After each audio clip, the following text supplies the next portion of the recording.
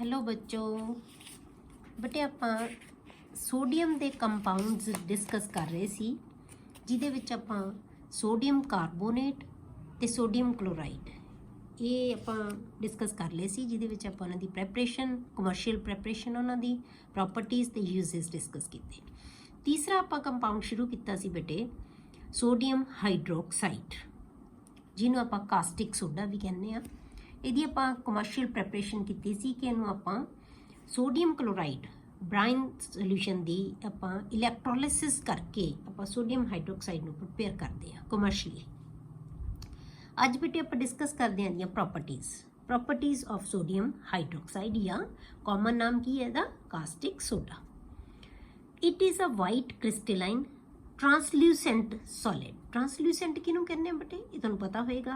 तीन तरह दी चीज़ां होंदियां opaque transparent and translucent. Opaque की देंदे जिहदे आर पार दिखाई नहीं दिंदा, ट्रांसपेरेंट की देंदे जिहदे आर पार बिल्कुल दिखाई दिंदा, ट्रांसल्यूसेंट की हुंदे बटे जिहदे विचों थोड़ा थोड़ा दिखाई दे सकदा हुंदा है। ठीक है, तुहानू आपां ट्रांसल्यूसेंट जिहड़ा वो कहने आ। It melts at 591 Kelvin. It is readily soluble in water to give a strong alkaline solution। ਆਪਾਂ ਪਹਿਲਾਂ ਕਿਹਾ ਹੈ ਕਿ ਐਲਕਲੀ ਮੈਟਲਸ ਸਾਰੇ ਹੀ ਜਿਹੜੇ ਹੈਗੇ ਆ ਪਾਣੀ ਦੇ ਵਿੱਚ ਘੁਲ ਕੇ ਬਹੁਤ ਸਟਰੋਂਗ ਐਲਕਲਾਈਨ ਸੋਲੂਸ਼ਨ ਬਣਾ ਦਿੰਦੇ ਆ ਕਿਉਂਕਿ ਉਹਨਾਂ ਦੇ ਹਾਈਡਰੋਕਸਾਈਡ ਬਣ ਜਾਂਦੇ ਆ। ਤੇ ਆਪਾਂ ਇਹ ਪਹਿਲਾਂ ਚੀਜ਼ ਡਿਸਕਸ ਕੀਤੀ ਹੈ ਕਿ ਜਿਹੜੇ ਅਲਕਲੀ ਮੈਟਲਸ ਦੇ ਹਾਈਡਰੋਕਸਾਈਡਸ ਹੁੰਦੇ ਆ ਨਾ ਬੇਟੀ, ਤਾਂ ਜਿੰਨੇ ਵੀ ਸਾਡੇ ਕੋਲੇ ਬੇਸ ਹੁੰਦੇ ਆ ਸਾਰੇ ਬੇਸਿਸ ਨਾਲੋਂ ਸਟਰੋਂਗ ਬੇਸ ਹੁੰਦੇ ਆ ਅਲਕਲੀ ਮੈਟਲਸ ਦੇ। ठीक है, तो इस करके सोडियम तो है ही है। सोडियम का जोड़ा बेस बनेगा जो ये पानी च घोल देंगे तो सोडियम हाइड्रोक्साइड बन जाएगा। तो सोडियम हाइड्रोक्साइड की है एक बहुत स्ट्रॉन्ग बेस है। ठीक है, इस करके तो सोल्यूशन की बन जाएगा एल्कलाइन नेचर का या बेसिक नेचर का होएगा। The crystals of sodium hydroxide are deliquescent. जिहड़े सोडियम हाइड्रोक्साइड के जिहड़े क्रिस्टल्स होंदे हैं वो डीलिक्विसेंट होंदे हैं। On prolonged exposure to atmosphere, जे आपां काफ़ी देर तक यह एटमोसफेयर दे विच पिया रहे, a white crust of sodium carbonate is formed on the surface of the solution. जे असीं सोल्यूशन नूं काफ़ी देर तक पिया रहिंदी है एटमोसफेयर दे विच तां इह की करदा बेटे कार्बन डाइऑक्साइड नूं एब्जॉर्व करके सोडियम कार्बोनेट बना लैंदा है। अ white crust of sodium carbonate is formed on the surface of the solution because NaOH absorbs CO2। तो हुण NaOH CO2 नाल रिएक्ट करके सोडियम कार्बोनेट बना लेगा। तो जिहड़ी वाइट कलर की जिहड़ी उहदे उत्ते क्रस्ट बनेगी पेपड़ी जी, मतलब जिन्हों कहने आपां उपर उपर जिहड़ी लेयर बन जाएगी उहदी, उहनूं असीं क्रस्ट कह दिंदे आ। वाइट क्रस्ट आ गई जिहड़ी वो की होएगी सोडियम कार्बोनेट दी होएगी। क्यों? क्योंकि sodium hydroxide carbon dioxide air दे विचों कार्बन डाइऑक्साइड दे नाल रिएक्ट करके ते सोडियम कार्बोनेट बना लेगा।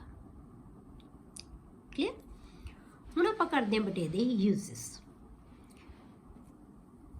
It is used in the manufacture of soap, paper, artificial silk and a number of chemicals. In the refining of petroleum, petroleum की refining वास्ते भी असी यूज़ करते हैं सोडियम हाइड्रोक्साइड नूं। In the purification of bauxite, bauxite ओर नूं purify करने वास्ते आपां इहदी यूज़ करते हैं। In the textile industries for mercerising, mercerising का मतलब की हुंदा बेटे कि उन्होंने श्रिंक ना होवे जिहड़ी चीज़, to making unshrinkable cotton. Cotton fibre जिहड़े फैब्रिक्स होंदे बटे की हो जाते हैं श्रिंक हो जाते हैं। तो उन्होंने ताकि कॉटन फैब्रिक्स श्रिंक ना होण ते इस करके जिहड़ी टैक्सटाइल इंडस्ट्रीज दे विच भी सोडियम हाइड्रोक्साइड नूं यूज़ किया जाता है उन्होंने अनश्रिंकेबल बनाउण वास्ते। For the preparation of pure fats and oils as a laboratory reagent. तो मैं तुहानूं दस्सिया सी कि रिएजेंट असीं किहनूं कहने आ। आपां कल भी दस्सिया सी कि जदों सोडियम कार्बोनेट आपां पढ़िया सी कि उहनूं भी आपां कहा सी कि एज लैबोरेटरी रिएजेंट असीं यूज़ करदे आ। रिएजेंट असीं किहनूं कहने आ बटे ਕਿ ਲੈਬੋਰੇਟਰੀ ਦੇ ਵਿੱਚ ਜਿਹੜੇ ਕੈਮੀਕਲਸ ਹੁੰਦੇ ਆ, ਜਿਹੜੇ ਟੈਸਟਿੰਗ ਲਈ ਯੂਜ਼ ਹੁੰਦੇ ਆ, ਉਹਨਾਂ ਨੂੰ ਅਸੀਂ ਰੀਜੈਂਟਸ ਕਹਿੰਦੇ ਹਾਂ। ਠੀਕ ਹੈ, ਤਾਂ ਆਪਾਂ ਕਹਿੰਦੇ ਹਾਂ ਨਾ ਕਿ ਇਹ ਰੀਜੈਂਟ ਬੋਟਲਸ ਹੈ, ਮਤਲਬ ਜਿਹੜੀਆਂ ਲੈਬੋਰੇਟਰੀ ਦੇ ਵਿੱਚ ਤੁਸੀਂ ਦੇਖੀਆਂ ਹੋਣਗੀਆਂ ਬੋਟਲਸ ਰੱਖੀਆਂ ਹੋਈਆਂ ਹੁੰਦੀਆਂ, ਉਹਨਾਂ ਨੂੰ ਅਸੀਂ ਰੀਜੈਂਟ ਬੋਟਲਸ ਕਹਿੰਦੇ ਹਾਂ, ਕਿਉਂਕਿ ਉਹਨਾਂ ਦੇ ਵਿੱਚ ਉਹ ਕੈਮੀਕਲਸ ਹੁੰਦੇ ਜਿਨ੍ਹਾਂ ਨੂੰ ਅਸੀਂ ਟੈਸਟ ਕਰਨ ਲਈ ਯੂਜ਼ ਕਰਦੇ ਹਾਂ। ਠੀਕ ਹੈ, ਲੈਬੋਰੇਟਰੀ ਦੇ ਵਿੱਚ ਟੈਸਟਿੰਗ ਲਈ ਯੂਜ਼ ਕਰਦੇ ਹਾਂ। ਸੋਡੀਅਮ ਹਾਈਡਰੋਜਨ ਕਾਰਬੋਨੇਟ ਅਗਲਾ ਜਿਹੜਾ ਕੰਪਾਊਂਡ ਹੈ ਸਾਡਾ 4th, ਕਿਉਂਕਿ ਆਪਾਂ 4 ਹੀ ਕੰਪਾਊਂਡਸ ਕਰਨੇ ਆ ਸੋਡੀਅਮ ਦੇ। ਤਾਂ ਸੋਡੀਅਮ ਹਾਈਡਰੋਜਨ ਕਾਰਬੋਨੇਟ, ਜਾਂ ਅਸੀਂ ਇਹਨੂੰ ਕਹਿੰਦੇ ਹਾਂ ਬਟੇ ਸੋਡੀਅਮ ਬਾਈਕਾਰਬੋਨੇਟ, ਚਾਹੇ ਤੁਸੀਂ ਸੋਡੀਅਮ ਹਾਈਡਰੋਜਨ ਕਾਰਬੋਨੇਟ ਕਹਿ ਲਓ, ਇਸੇ ਨੂੰ ਹੀ ਅਸੀਂ ਸੋਡੀਅਮ ਬਾਈਕਾਰਬੋਨੇਟ ਵੀ ਕਹਿੰਦੇ ਹਾਂ। ਠੀਕ ਹੈ, ਇਹ ਇਹਦਾ ਆ ਗਿਆ ਬੇਟੇ ਕੈਮੀਕਲ ਨੇਮ। ਤਾਂ ਆਪਾਂ ਸਭ ਦੇ ਜਿਵੇਂ ਕੀਤੇ ਆ, ਤਾਂ ਇਹਦਾ ਕਾਮਨ ਨੇਮ ਕੀ ਆਏਗਾ ਬੇਟੇ? Baking soda. ਇਹਨੂੰ ਕੀ ਕਹਿੰਦੇ ਅਸੀਂ? Baking soda. ਜਿਹੜਾ ਇਹਦਾ ਕੈਮੀਕਲ ਫਾਰਮੂਲਾ ਬੇਟੇ ਉਹ ਕੀ ਹੈ? NaHCO3, ਕਿਉਂਕਿ HCO3 ਦੀ ਵੈਲੈਂਸੀ ਹੈ ਜਿਹੜੀ ਉਹ ਕੀ ਹੁੰਦੀ ਹੈ? 1 ਨੈਗੇਟਿਵ, Na ਦੀ 1 ਪੋਜ਼ਿਟਿਵ। CO3 ਦੀ ਜਿਹੜੀ ਵੈਲੈਂਸੀ ਹੈ ਉਹ 2 ਨੈਗੇਟਿਵ ਹੁੰਦੀ ਹੈ। ਠੀਕ ਹੈ, ਤਾਂ ਇਹ ਜਿਹੜੇ ਹੈਗੇ ਆਪਸ ਦੇ ਵਿੱਚ ਕੰਬਾਈਨ ਹੋ ਕੇ ਕੀ ਬਣਾਉਂਦੇ ਆ? ਇਹ 1 ਵੈਲੈਂਸੀ ਇਹਦੀ, 1 ਵੈਲੈਂਸੀ ਇਹਦੀ, ਤਾਂ ਕੀ ਆਏਗਾ? NaHCO3। It is known as baking soda. ਹੁਣ ਅਸੀਂ ਇਹਨੂੰ ਬੇਕਿੰਗ ਸੋਡਾ ਕਹਿੰਦੇ ਆ ਬੇਟੇ, ਪਰ ਕਿਉਂ ਕਹਿੰਦੇ ਆ ਅਸੀਂ ਇਹਨੂੰ? Because it decomposes on heating to generate bubbles of CO2। ਠੀਕ ਹੈ, ਇਹਨੂੰ ਇਹ ਜਦੋਂ ਅਸੀਂ ਬੇਕਿੰਗ ਲਈ ਵਰਤਦੇ ਆ ਇਹਨੂੰ, ਤੇ ਜਦੋਂ ਆਪਾਂ ਹੀਟ ਕਰਕੇ, ਜਦੋਂ ਅਸੀਂ ਖਾਣਾ ਬਣਾਉਂਦੇ ਆ, ਆਪਾਂ ਕੇਕ ਬਣਾਏ, ਪੇਸਟਰੀਜ਼ ਬਣਾਈਆਂ, ਠੀਕ ਹੈ, ਕੋਈ ਵੀ ਆਪਾਂ ਚੀਜ਼ ਇੱਦਾਂ ਦੀ ਬਣਾਉਂਦੇ ਆ, ਤਾਂ ਉਹਨੂੰ ਅਸੀਂ ਜਦੋਂ ਹੀਟ ਕਰਦੇ ਆ ਨਾ ਬੇਟੇ, ਇਹ ਹੀਟਿੰਗ ਦੇ ਨਾਲ ਜਿਹੜੇ CO2 ਰਿਲੀਜ਼ ਕਰਦਾ ਹੈ। ਠੀਕ ਹੈ, CO2 ਰਿਲੀਜ਼ ਕਰਦਾ ਹੈ। ਤਾਂ ਜਦੋਂ CO2 ਰਿਲੀਜ਼ ਹੋਏਗੀ ਤਾਂ ਉਹ ਉੱਪਰ ਨੂੰ ਜਾਏਗੀ ਗੈਸ, ਤਾਂ ਉਹਦੇ ਵਿੱਚ ਕੀ ਹੈ? ਬਬਲਸ ਬਣ ਜਾਣਗੇ। ਤਾਂ ਬਬਲਸ ਬਣਨ ਨਾਲ ਉਹ ਚੀਜ਼ ਕੀ ਹੋ ਜਾਂਦੀ ਹੈ ਬੇਟੇ? ਫਲਫੀ ਹੋ ਜਾਂਦੀ ਹੈ, ਹੋਲਸ ਬਣ ਜਾਂਦੇ ਉਹਦੇ, ਲੀਵਿੰਗ ਹੋਲਸ ਇਨ ਕੇਕਸ ਔਰ ਪੇਸਟਰੀਜ਼ ਐਂਡ ਮੇਕਿੰਗ ਦਮ ਲਾਈਟ ਐਂਡ ਫਲਫੀ। ਤਾਂ ਫੁੱਲ ਜਾਂਦੇ ਆ ਉਹ। ਕਲੀਅਰ? ਇਸ ਕਰਕੇ ਇਹਨੂੰ ਅਸੀਂ ਬੇਕਿੰਗ ਸੋਡਾ ਜਿਹੜਾ ਹੈਗਾ ਉਹ ਕਹਿੰਦੇ ਆ, ਜਿਹਨੂੰ ਆਪਾਂ ਬੇਕਰੀ ਦੇ ਵਿੱਚ ਚੀਜ਼ਾਂ ਨੂੰ, ਮਤਲਬ ਜਿਹੜੀਆਂ ਚੀਜ਼ਾਂ ਨੂੰ ਆਪਾਂ ਫੁਲਾਉਣਾ ਹੋਵੇ ਤਾਂ ਉਹਦੇ ਵਿੱਚ ਅਸੀਂ ਪਾਉਂਦੇ ਹਾਂ ਨਾ, ਜੋ ਘਰ ਕੇਕ ਬਣਾਓ ਤਾਂ ਆਪਾਂ ਕੀ ਹੈ ਵਿੱਚ ਬੇਕਿੰਗ ਪਾਊਡਰ ਪਾਉਂਦੇ ਹਾਂ, ਤਾਂ ਇਸੇ ਕਰਕੇ ਇਹਨੂੰ ਅਸੀਂ ਬੇਕਿੰਗ ਸੋਡਾ ਕਹਿੰਦੇ ਹਾਂ, ਕਿਉਂਕਿ ਇਹ ਜਿਹੜਾ ਹੈਗਾ CO2 ਰਿਲੀਜ਼ ਕਰਦਾ ਹੈ। CO2 ਰਿਲੀਜ਼ ਕਰਨ ਨਾਲ ਕੀ ਹੈ? ਉਹਦੇ ਵਿੱਚ ਬਬਲਸ ਬਣ ਜਾਣਗੇ, ਜਿਹਦੇ ਨਾਲ ਉਹ ਚੀਜ਼ ਹੈ ਜਿਹੜੀ ਉਹ ਕੀ ਹੈ?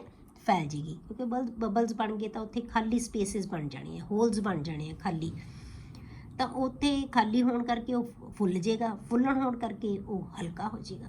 ਠੀਕ ਹੈ, ਲਾਈਟ ਐਂਡ ਫਲਫੀ ਹੋ ਜਾਏਗਾ। It is prepared by passing excess of CO2 gas. ਤੇ ਬਣਾਉਣੇ ਕਿਵੇਂ ਇਹਨੂੰ ਆਪਾਂ? By passing excess of CO2 gas through a saturated solution of sodium carbonate. Sodium carbonate ਦੇ ਵਿੱਚੋਂ ਬੇਟੇ ਆਪਾਂ CO2 ਗੈਸ ਪਾਸ ਕਰ ਦਿੰਦੇ ਹਾਂ। ਠੀਕ ਹੈ, CO2 ਗੈਸ ਹੈ ਜਿਹੜੀ ਉਹ ਪਾਸ ਕਰਦੇ ਆ। ਬੀਇੰਗ ਲੈਸ ਸੋਲੂਬਲ, ਕਿਉਂਕਿ ਸੋਡੀਅਮ ਜਿਹੜਾ ਬਾਈਕਾਰਬੋਨੇਟ ਹੈ ਕੀ ਹੈ? ਲੈਸ ਸੋਲੂਬਲ ਹੋਏਗਾ। It gets separated out and dried without heating. Heating ਤੋਂ ਬਿਨਾਂ, ਕਿਉਂਕਿ ਜੇ ਹੀਟ ਕਰਤਾ ਤਾਂ ਫਿਰ ਕੀ ਹੈ? ਡੀਕੰਪੋਜ਼ ਹੋ ਜਾਏਗਾ ਇਹ। ਆਪਾਂ ਇਹਨੂੰ ਹੀਟ ਨਹੀਂ ਕਰਨਾ, ਹੀਟਿੰਗ ਤੋਂ ਬਿਨਾਂ ਇਹਨੂੰ ਕੀ ਕਰਨਾ? ਆਪਾਂ ਡਰਾਈ ਕਰਨਾ ਹੈ। ਤਾਂ Na2CO3 plus CO2 plus water, ਤਾਂ ਆਪਾਂ ਕੀ ਕਰਾਂਗੇ? ਕੀ ਬਣਾ ਲੇਗਾ ਇਹ? Sodium bicarbonate. ਸੋਡੀਅਮ ਕਾਰਬੋਨੇਟ ਦੇ ਵਿੱਚੋਂ ਆਪਾਂ ਐਕਸੈਸ ਦੇ ਵਿੱਚ ਕੀ ਹੈ? CO2 ਗੈਸ ਪਾਸ ਕਰਤੀ। ਜਦੋਂ CO2 ਗੈਸ ਪਾਸ ਕਰਾਂਗੇ ਤਾਂ ਇਹਨੇ ਕੀ ਬਣਾ ਲੈਣਾ? Sodium bicarbonate. ਪਰ ਜੇ ਡੀਕੰਪੋਜ਼ ਹੋ ਜਾਏਗਾ ਤਾਂ ਇਹਨੇ ਸੋਡੀਅਮ ਕਾਰਬੋਨੇਟ ਬਣਾ ਲੈਣਾ। ਠੀਕ ਹੈ, ਅੱਗੇ ਬਟੇ ਦੀਆਂ ਪ੍ਰੋਪਰਟੀਜ਼ ਕੀ ਹੈ? It is a white crystalline solid and is stable in air. ਇਹ ਇੱਕ ਵਾਈਟ ਕ੍ਰਿਸਟਲਾਈਨ ਸੋਲਿਡ ਹੈ। It is sparingly or slightly soluble in water, ਮਤਲਬ ਇਹ ਪਾਣੀ ਦੇ ਵਿੱਚ ਥੋੜਾ ਘੁਲਦਾ ਹੈ। Its aqueous solution is alkaline in nature. ਇਹਦਾ ਜਿਹੜਾ ਐਕੁਅਸ ਸੋਲਿਊਸ਼ਨ ਪਾਣੀ 'ਚ ਜਦੋਂ ਅਸੀਂ ਪਾਉਂਦੇ ਹਾਂ ਤਾਂ ਸੋਲਿਊਸ਼ਨ ਐਲਕੇਲਾਈਨ ਬਣ ਜਾਂਦਾ ਬੇਟੇ। ਬੇਸਿਕ ਨੇਚਰ ਦਾ, ਐਲਕਲੀ ਦਾ ਮਤਲਬ ਬੇਸਿਕ ਨੇਚਰ ਦਾ ਬਣ ਜਾਂਦਾ ਹੈ। Because of NaOH which is a strong base, क्योंकि जदों असीं इहनूं पानी च पा दांगे तो इहने NaOH बना लेना है। ये NaOH करके दी नेचर है जिहड़ी की है एल्केलाइन है, क्योंकि इस बहुत स्ट्रॉन्ग एल्कली है या स्ट्रॉन्ग बेस है, तो इस करके इहनूं आपां की कहने आ कि जदों भी असीं इहदा सोल्यूशन बनावांगे उहदी नेचर की होएगी, सोल्यूशन दी एल्केलाइन होएगी due to presence of NaOH and H2CO3, तो जिहदे तो मिलके बनता है कार्बोनेट भी बनाता है, बाईकार्बोनेट भी बनाता है। Upon heating to about 523 kelvin, जे आपां 523 कैलविन तक इनू असी हीट करते हैं, it decomposes to give sodium carbonate. आप पता ही क्या सी ना कि इनू ड्राई करना है हीट करे तो बिना, क्योंकि जो असी हीट करते हैं तो फिर की होएगा बेटे, ये डीकंपोज होके सोडियम कार्बोनेट भी दोबारा बना देगा। जिवें सोडियम कार्बोनेट बन गया, कार्बन डाइऑक्साइड एंड वाटर, यही चीज़ां मिला के आपां की बनाया सी, ये चीज़ बनाई सी। पर जो असीं हीट करांगे जिहड़ियां चीज़ां तो बनिया सी उन्हां दे विच ये ब्रेक डाउन हो जाएगा, डीकंपोज हो जाएगा। क्लियर? हुण आपां करदे हां बेटे इहदे uses. It is used in fire extinguishers, fire extinguishers दे विच इहनूं यूज़ किया जाता है as a mild antiseptic for skin diseases. ਜਿਹੜੇ ਸਾਡੇ ਸਕਿਨ ਡਿਜ਼ੀਜ਼ਸ ਹੁੰਦੇ ਆ ਉਹਨਾਂ ਦੇ ਵਾਸਤੇ ਅਸੀਂ ਮਾਈਲਡ ਜਿਹਾ, ਬਹੁਤ ਸਟਰੋਂਗ ਨਹੀਂ, ਮਾਈਲਡ ਜਿਹਾ ਐਂਟੀਸੈਪਟਿਕ, ਮਤਲਬ ਹਲਕਾ ਜਿਹਾ ਐਂਟੀਸੈਪਟਿਕ ਇਹ ਹੁੰਦਾ ਹੈ, ਕਿਉਂਕਿ ਇਹਦੇ ਐਂਟੀਸੈਪਟਿਕ ਪ੍ਰੋਪਰਟੀਜ਼ ਇਹਦੇ ਵਿੱਚ ਹੁੰਦੀਆਂ। And also an antacid to neutralise the acidity of stomach. ਇਹਨੂੰ ਅਸੀਂ ਐਂਟਐਸਿਡ ਕਿਹਨੂੰ ਕਹਿੰਦੇ ਬੇਟੇ? ਜਦੋਂ ਆਪਣੇ ਦੇਖੋ ਤੁਸੀਂ ਪੇਟ ਦੇ ਵਿੱਚ ਕੋਈ ਪ੍ਰੋਬਲਮ ਹੋ ਜਾਂਦੀ ਹੈ, ਜਦੋਂ ਆਪਾਂ ਨੂੰ मतलब डाइजेशन जी साड़ी डाइजेशन प्रॉपर नहीं होंगी तो साढ़े पेट दे विच की है एसिड बन जाता है, ठीक है, एसिड बन जाता है। वो एसिड नू न्यूट्रलाइज करने वास्ते सानू की चाहिए बेटे? कोई बेस चाहिए जिहड़ा अंदर जाके उन्होंने बेस न्यूट्रलाइज कर देगा। वो जिहड़ा न्यूट्रलाइज करता है वो असी की है इस सोडियम बाईकार्बोनेट नू एज एंटएसिड, एसिड दा एंटी जिहड़ी हैगी है वो चीज़ है, ਉਹਨੂੰ ਕਹਿੰਦੇ ਅਸੀਂ ਐਂਟੀਐਸਿਡ, ਜਿਹੜਾ ਐਸਿਡ ਦੇ ਅਸਰ ਨੂੰ ਖਤਮ ਕਰ ਦਿੰਦਾ ਹੈ। ਤਾਂ ਅਸੀਂ ਸੋਡੀਅਮ ਜਿਹੜਾ ਬਾਈਕਾਰਬੋਨੇਟ ਹੈ ਇਹਨੂੰ ਅਸੀਂ ਐਜ਼ ਐਂਟੀਐਸਿਡ ਯੂਜ਼ ਕਰ ਸਕਦੇ ਹਾਂ to neutralise the acidity of the stomach. Acid ਤਾਂ ਸਾਡੇ ਸਟਮਕ ਦੇ ਵਿੱਚ ਹੁੰਦਾ ਹੀ ਹੈ ਬੇਟੇ, ਠੀਕ ਹੈ, ਸਾਡੇ ਸਟਮਕ ਦੇ ਵਿੱਚ ਐਸਿਡ ਹੈਗਾ ਜਿਹੜਾ ਕਿ ਸਾਡੇ ਫੂਡ ਨੂੰ ਡੀਕੰਪੋਜ਼ ਕਰਦਾ ਹੈ। पर जो ज़्यादा अमाउंट हो जाती है एसिड की तो सानू एसिडिटी हो जाती है, असी कहने एसिडिटी है। तो उस एसिडिटी नू खत्म कर, असी एसिड नहीं सारा करना स्टमक के विचों खत्म, जितना स्टमक च एसिड नहीं रहेगा तो साडी डाइजेशन ही नहीं होएगी फूड की। तो की है जे साडे कोले ज़्यादा हो जाता है एसिड तो उन्होंने न्यूट्रलाइज करने वास्ते असी एंटएसिड लैंदे हां। तो उहदी थां ते असी की यूज़ कर सकते हुंदे हां, जिहड़ा एंटएसिड है जिहड़ा इहनूं असी एज जिहड़ा एंटएसिड असी सोडियम बाईकार्बोनेट नू यूज़ कर सकते हैं। क्लियर? एज कॉन्स्टीट्यूएंट इन बेकिंग पाउडर, बेकिंग पाउडर दे विच भी ये एक कॉन्स्टीट्यूएंट हुंदा है। अ मिक्सचर ऑफ, असी बेकिंग पाउडर किनू कहने बेटे? A mixture of sodium hydrogen carbonate, मतलब कि बेकिंग सोडा जिन्हों आपां कहा सी उपर, सोडियम हाइड्रोजन कार्बोनेट या sodium bicarbonate and tartaric acid, ये दोनों का मिक्सचर है जिन्होंने असीं बेकिंग पाउडर कहने हैं। तो ये बेकिंग पाउडर का सोडियम बाईकार्बोनेट या सोडियम हाइड्रोजन कार्बोनेट है बेटे, ये बेकिंग पाउडर का एक मेन कॉन्स्टीट्यूएंट है। As laboratory Regent, laboratory Regent के वजों भी असीं इहनूं यूज़ करते हैं। नैक्सट है बेटे biological importance of sodium and potassium. Potassium ते सोडियम की बायोलॉजिकल इंपॉर्टेंस की है बेटे? जे असी लिविंग बींग्स की या लिविंग ऑर्गेनिजम्स की गल करिए ना तो साडे अंदर बेटे जिहड़े 27 एलीमेंट्स सानू चाहिए है, ठीक है, साडी बॉडी है उन्होंने 27 तकरीबन 27 एलीमेंट्स की जरूरत होंदी है, जिन्हां दे विचों 15 है ना जिहड़े वो मैटल्स है। Living beings need nearly 27 elements out of which 15 are metals. ਜਿਹਦੇ ਵਿੱਚੋਂ ਬੇਟੇ ਮੇਨ ਜਿਹੜੀਆਂ ਹੈਗੀਆਂ ਅਲਕਲੀ ਮੈਟਲਸ ਹੈ, ਕਿਹੜੀਆਂ ਸੋਡੀਅਮ ਤੇ ਪੋਟਾਸ਼ੀਅਮ। ਸੋਡੀਅਮ ਤੇ ਪੋਟਾਸ਼ੀਅਮ ਹੈ ਜਿਹੜੇ ਉਹ ਮੇਨ ਅਲਕਲੀ ਮੈਟਲਸ ਹੈ, ਜਿਹੜੀਆਂ ਸਾਡੀ ਬਾਡੀ ਦੇ ਵਾਸਤੇ ਜ਼ਰੂਰਤ ਹੈ ਜਿਨ੍ਹਾਂ ਦੀ। ਦੋ ਸਾਨੂੰ ਐਲਕਲਾਈਨ ਅਰਥ ਮੈਟਲਸ ਚਾਹੀਦੀਆਂ ਹੁੰਦੀਆਂ, ਠੀਕ ਹੈ, ਮੈਗਨੀਸ਼ੀਅਮ ਤੇ ਕੈਲਸ਼ੀਅਮ, ਇਹ ਵੀ ਸਾਡੀ ਬਾਡੀ ਦੇ ਲਈ ਬਹੁਤ ਜ਼ਰੂਰੀ ਹੈ।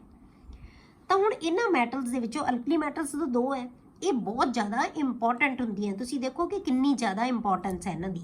ਅ ਟਿਪੀਕਲ 70 kg ਮੈਨ, ਜੇ ਆਪਾਂ ਇੱਕ 70 ਕਿਲੋ ਦਾ ਆਪਾਂ ਇੱਕ ਹਿਊਮਨ ਬੀਇੰਗ ਲੈ ਲਈਏ ਤਾਂ ਉਹਦੇ ਵਿੱਚ ਬੇਟੇ 90 grams ਆਫ ਸੋਡੀਅਮ, ਠੀਕ ਹੈ, ਐਂਡ 170 gram ਆਫ ਪੋਟਾਸ਼ੀਅਮ, ਇੰਨਾ ਉਹਦੀ ਬਾਡੀ ਦੇ ਵਿੱਚ ਹੁੰਦਾ ਹੈ। ਇੰਨਾ ਚਾਹੀਦਾ ਉਹਨੂੰ, 90 grams of sodium and 170 gram of potassium compared with only 5 gram of iron.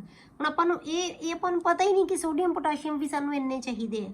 ਆਪਾਂ ਆਇਰਨ ਦੀ ਤਾਂ ਗੱਲ ਕਰਦੇ ਹਾਂ ਕਿ ਆਇਰਨ ਦੀ ਕਮੀ ਹੋ ਗਈ, ਆਇਰਨ ਇਹਦੇ ਵਿੱਚ ਇੰਨਾ ਹੈ, ਤਾਂ ਆਇਰਨ ਤਾਂ ਸਿਰਫ ਬੇਟੇ 5 ਗ੍ਰਾਮ ਹੀ ਹੈ।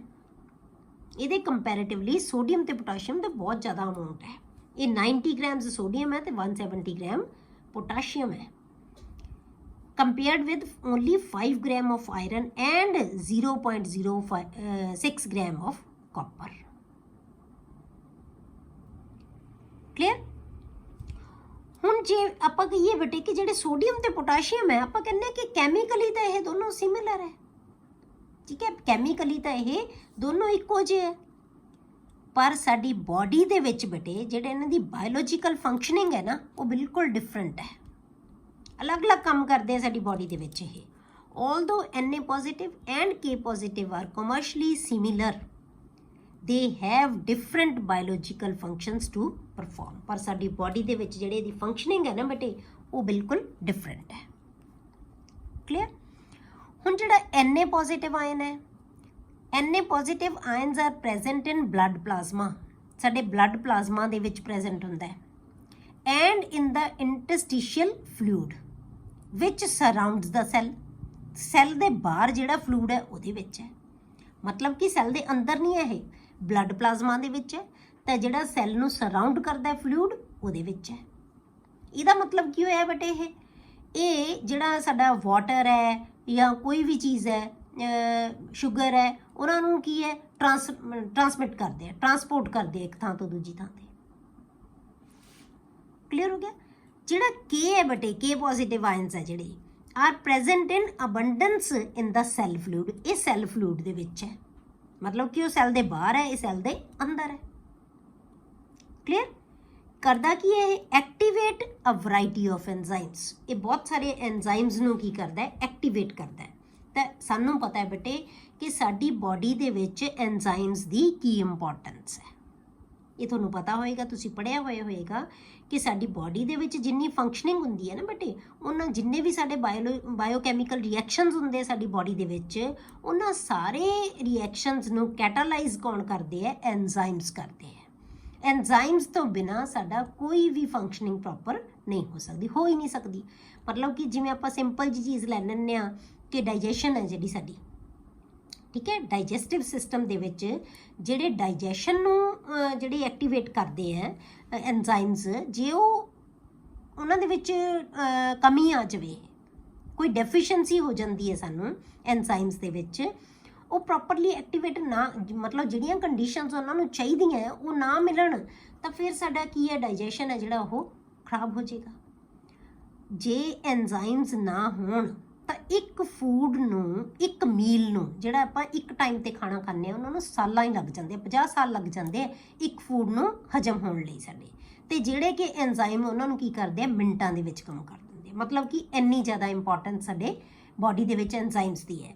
ਤਾਂ ਉਹ ਐਂਜ਼ਾਈਮਸ ਨੂੰ ਕੀ ਕਰਦੇ ਬੇਟੇ, ਐਕਟੀਵੇਟ ਕਰਦੇ ਆ ਬਹੁਤ ਸਾਰੇ ਐਂਜ਼ਾਈਮਸ ਨੂੰ। ਪੋਟਾਸ਼ੀਅਮ ਹੈ ਜਿਹੜਾ, ਠੀਕ ਹੈ, ਬੋਥ sodium and potassium are also responsible for the transmission of nerve signals, nerve signals ਨੂੰ ਟਰਾਂਸਮਿਟ ਕਰਨ ਦੇ ਵਿੱਚ ਵੀ ਇਹ ਰਿਸਪੌਂਸੀਬਲ ਹੈ, ਟਰਾਂਸਮਿਸ਼ਨ ਕਰਦੇ ਹੈ ਜਿਹੜੇ ਹੈਗੇ ਹੈ ਸੋਡੀਅਮ ਤੇ ਪੋਟਾਸ਼ੀਅਮਸ ਹੈ ਨਰਵ ਸਿਗਨਲਸ ਨੂੰ। ਮਤਲਬ ਕਿ ਜਿਹੜੇ ਸਾਨੂੰ ਸਿਗਨਲ, ਸਾਡੀ ਬਾਡੀ ਕਿਵੇਂ ਰਿਸਪੌਂਡ ਕਰਦੀ ਹੈ ਬੇਟੇ, ਜੇ ਉਹਨੂੰ ਨਰਵ ਸਿਗਨਲਸ ਮਿਲਦੇ ਹੈ, ਆਪਾਂ ਕੋਈ ਗਰਮ ਚੀਜ਼ ਤੇ ਹੱਥ ਲਾਉਂਦੇ ਆ ਤਾਂ ਆਪਾਂ ਇੱਕਦਮ ਪਿੱਛੇ ਕਰ ਲੈਂਦੇ ਆ, ਉਹ ਸਾਨੂੰ ਕਿੱਥੋਂ ਆਉਂਦੀ ਹੈ? ਇਹ ਨਰਵ ਸਿਗਨਲਸ ਹੈ ਸਾਰੇ ਸਾਡੇ, ਜਿਹੜੇ ਸਾਨੂੰ ਪਤਾ ਲੱਗਦੇ ਆ ਕਿ ਅਸੀਂ ਕਿਉਂ ਕਰਦੇ ਆ ਇੱਦਾਂ। ਇਹ ਨਰਵ ਸਿਗਨਲਸ ਹੈ ਬੇਟੇ, ਤਾਂ ਉਹਨਾਂ ਨੂੰ ਟਰਾਂਸਮਿਟ ਕਰਨ ਵਾਸਤੇ ਸੋਡੀਅਮ ਤੇ ਪੋਟਾਸ਼ੀਅਮ ਦੇ।